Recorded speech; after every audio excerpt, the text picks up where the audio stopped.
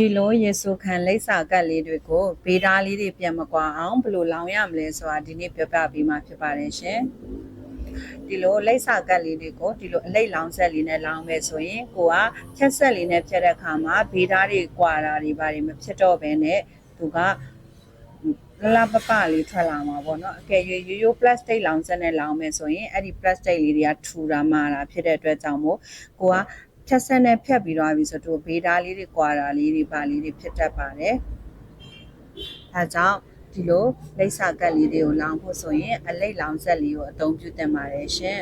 ။ဒီလိုယေရှုခံလိပ်စာကတ်ဒီဇိုင်းလှလှလေးတွေမှာယူချင်တယ်ဆိုရင် Viber ဖုန်းနံပါတ်3991139939မှာမှာယူလို့ရပါပြီရှင်